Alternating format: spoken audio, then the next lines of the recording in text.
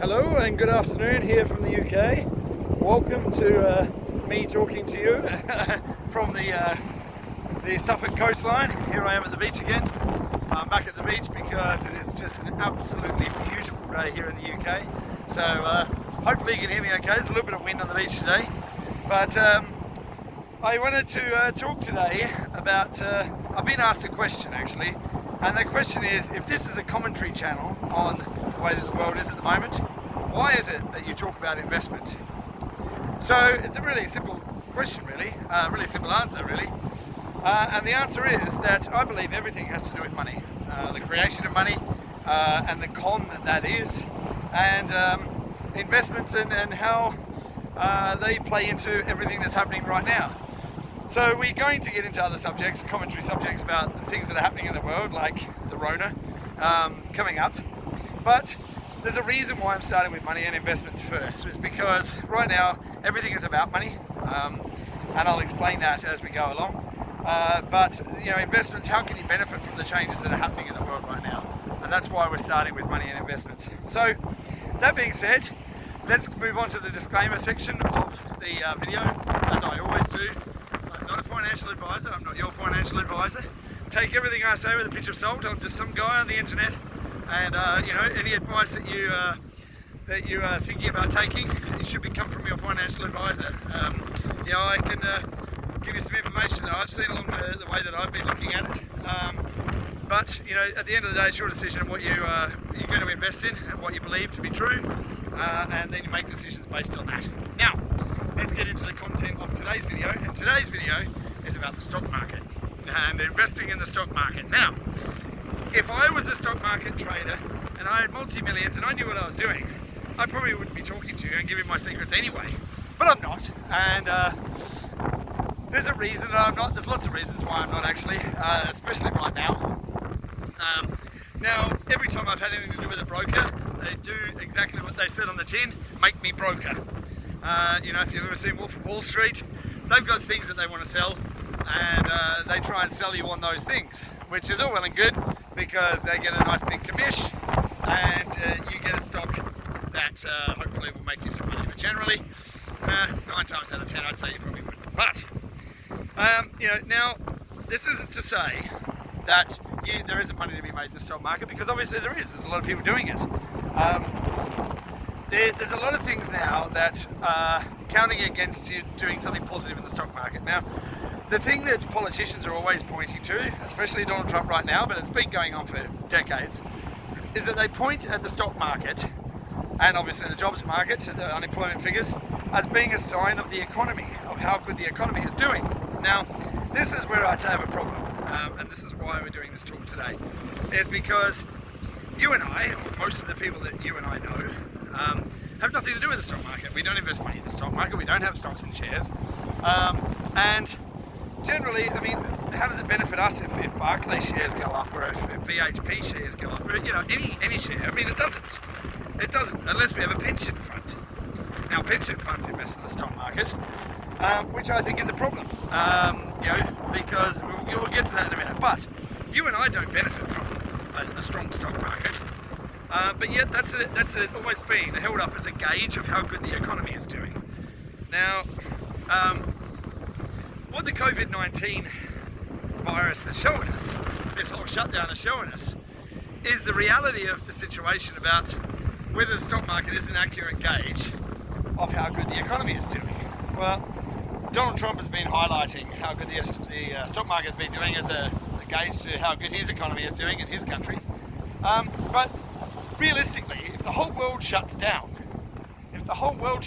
how is it possible that the stock market is going up? You know, how is it that companies are not doing anything, that are closed for business, that their share price is going up? How is that possible? Since 2000, and also gold. I mean, gold. Look at the gold price. The gold price hit a record high a week and a half ago, 2 weeks ago. How is that possible? You know, how is it possible that the gold price is going up? You know, and how is it possible that we've got record highs in the stock market, and yet everything was closed down? So, what you need to understand is when the last price that gold had a record high was in 2011, after the 2008-2009 shutdown. Now, here we are again. after this shutdown, and gold hits a record high over 2,000, over 2,000 again. Now, why is that? Now, we've spoken about this before, and it's inflation. When you're constantly printing money, which they have done, QE they call it, quantitative easing. They have these nice names for this printing money, which is a con. These nice names for it, like quantitative easing. They're sort of just to make it sound like something else, but they're actually just printing more money, putting more money into circulation. Now, when they put more money into circulation, we've spoken about this, what happens? As the value of, as more money goes into circulation, the value of that money goes down. So the purchasing power of that money goes down. So when you're looking at higher prices in gold and the stock market, is it really an accurate representation of what that company or what that commodity or what that price of that thing is worth? Or is it really that the money supply has been inflated so much that the value of that seems to be getting higher, but it's actually dropping because it just takes more of those dollars, which are being basically becoming worthless the more they print? Is it just because of that? Now, like I say, there are people that are successful in the stock market, successful stock market traders, but right now, is it a good time to enter the stock market and start buying stocks and shares? Well, right now, the stock market's at record highs. You've got the Dow and the NASDAQ, they're all at record highs. Why is that? They've been printing money, so much money, since this whole shutdown, that it's no surprise that it's record highs, because that money comes directly from the central banks, goes into other banks that are then giving to corporations so they can do stock buybacks and what have you. They do these little games that they do just to push up their share price. And the stock market's at record highs. Now, anybody that's done any investing in anything recognises that you don't buy when it's on a record high, hoping that it's going to go up more. You buy when it's at low and you sell when it's high. So why people are considering buying into the stock market right now is beyond me. I really don't understand. Obviously, there are the blue chip shares, the massive companies, and you get a dividend and return on investment. All well and good, great. Okay, it's a good long-term investment. But buying to trade right now is lunacy unless you're going to short the market. But people are doing it. And I don't fully understand where their thinking is. Where their heads are at as far as investment goes. Warren Buffett's pulled out of the stock market. He sold a shed load of shares in different banks and things. Bought a lot more of Bank of America for some reason, and bought into Barrick's gold as well. Now, we spoke about gold in one of the earlier episodes, and one thing I didn't mention is that central banks and governments around the world have been buying gold in record amounts. Russia, China, America, UK, everywhere has been buying record amounts of gold. Why would they need to store gold? If their money's worth, whatever their money's worth, why buy gold? Why buy gold? Why buy a physical commodity that, according to most people, is worthless? Because gold is the real money. Gold is the real money. Not that you use it for everyday transactions, but that's the real money behind everything. And from everything I hear, we are going back to a gold standard. Now, we spoke about the gold standard before, where the fiat money that we use on a daily basis, or the cash, or whatever you want to call it, the money that we use on a daily basis, it will be backed, well, this is what I hear, it will be backed by gold. Will it be backed by actual real money? If that happens, the value of everything is going to have to change. Everything's going to have to be revalued. The money supply, gold, silver, and with the amount of money that's currently in the world, the gold price will have to be phenomenally high. You're talking sort of about $10,000 to $15,000 for an ounce of gold. Now, as far as stock market, trading goes, people are trading in and out. There's high frequency trading that's happening. And there are traders that are making money, but for you and I, investing in something like the stock market, is it a good idea right now? No, I wouldn't think so. How you doing? But that's not to say there's not the money to be made. So if you know what you're doing and you're in the market and you're doing well, bully for you. Really happy for you. Really am. I'm really happy, and you're probably not listening to me for any kind of recommendations on investing in the stock market anyway. But, as far as investment vehicles go, there are companies that are doing amazing things out in the world are changing the world and having new technologies and new software and all sorts of amazing things. So if you are going to invest in the stock market, those are the things you want to be looking at. In emerging nations like India, Vietnam, Iraq, there's some amazing investment opportunities in those countries that you can invest through the stock market in those companies that are public. So those are the kinds of things, if you're looking to get into the stock market, those are the kinds of things you're looking for. Emerging markets that are bringing out new technologies, or places like Vietnam that there's a lot of infrastructure and new things being built in.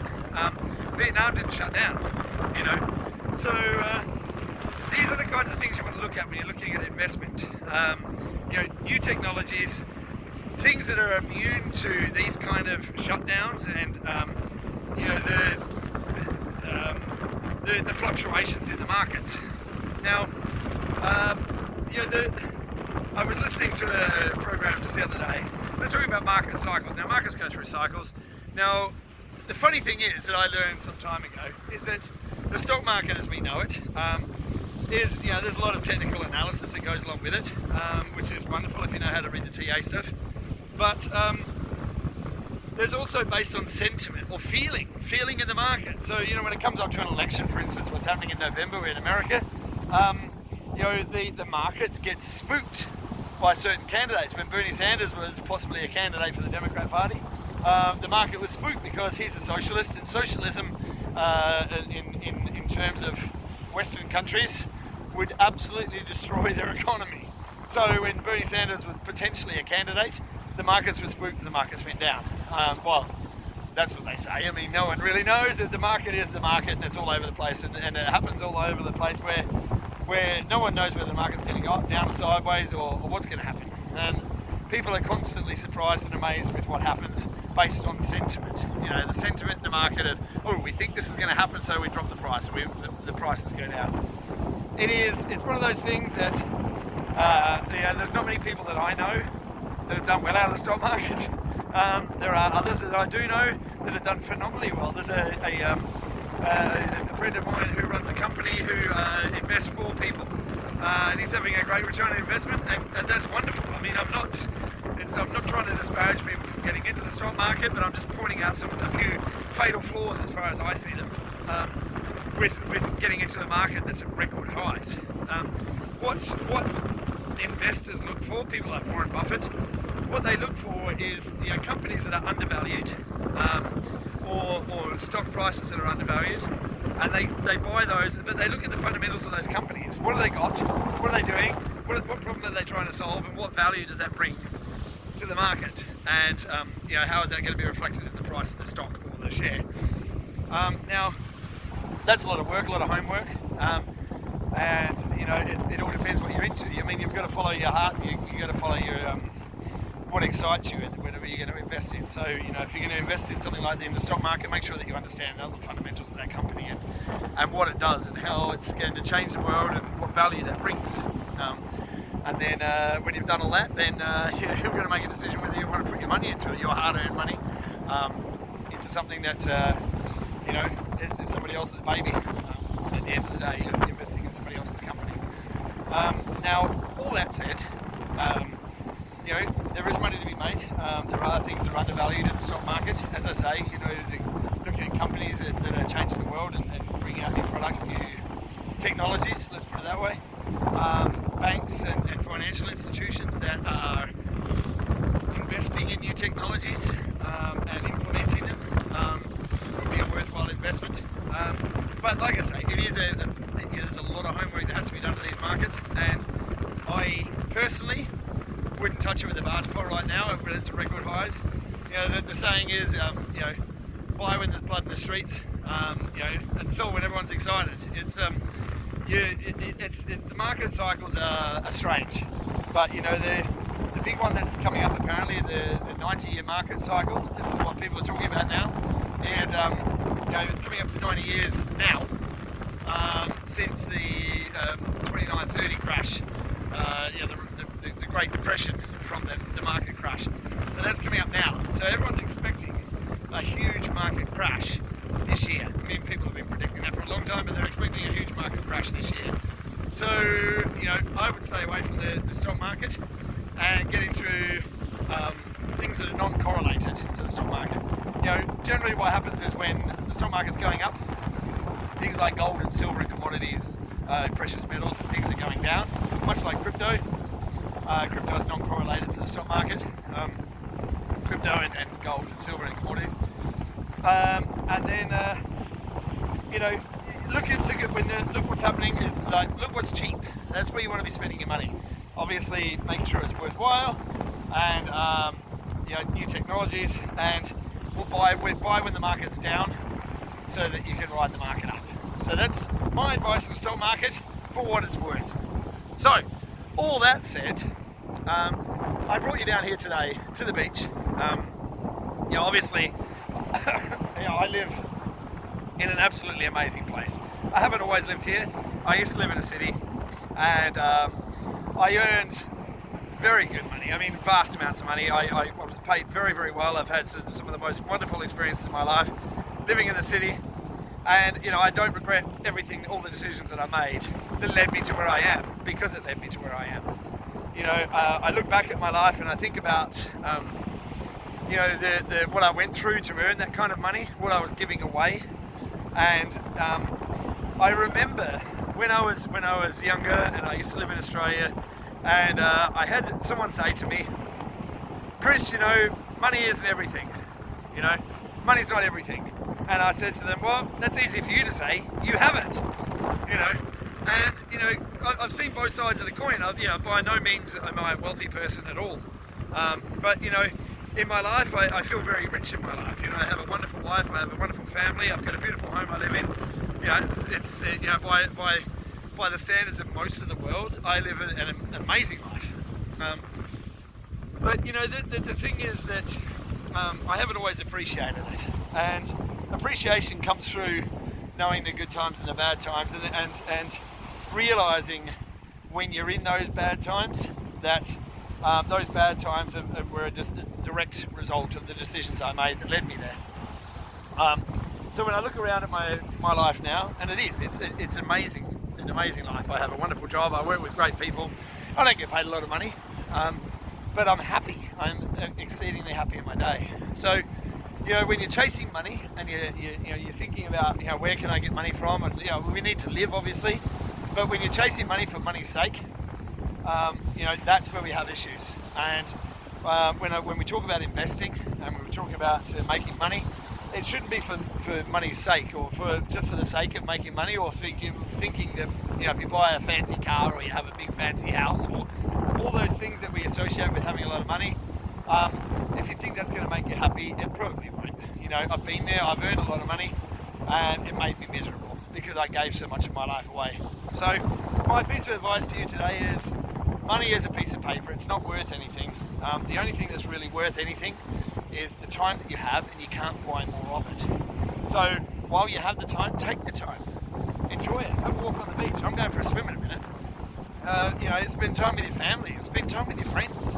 If you don't have any friends, then go and make some. Get out and meet people, go and talk to people and interact with people, because really the only currency that we have that's worth anything on this planet is our interaction with each other.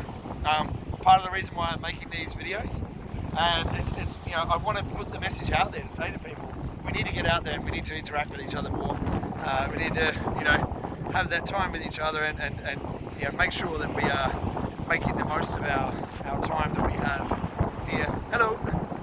Making the most of our time that we have here in this life, in this you know, possibly simulation, and enjoying it. You know, and money's nothing. It really isn't. It allows you to buy things, but do things make you happy? What do people make you happy? Conversations and good times. So that's my piece of advice for what it's worth. And you know, if you like these videos, and I hope you do, then please hit the like button, share it, subscribe, and hit the notification button, because next time I start talking, we're going to be talking about the Rona. What I think of it, where did it come from, and what it all means for us. This is going to be one of those subjects that somebody's not going to like, I can guarantee it. Well, my viewpoint on the subject anyway. But you know, I urge you to stay with me for this journey, because even though there's going to be subjects that you might not agree with me with, and there's going to be a few, I'll guarantee it. That, you know, this whole thing is about starting conversations, because conversations is how we get to understanding, you know. And while we don't always have to agree with each other, we can come to an understanding that we're both of our viewpoints are equally valid, and maybe we'll find some middle ground, and that's where we need to start from. All right, hope you're all well. Have a wonderful day. Enjoy, and I will see you next time. And I hope you have a wonderful day. See you soon. Ciao for now.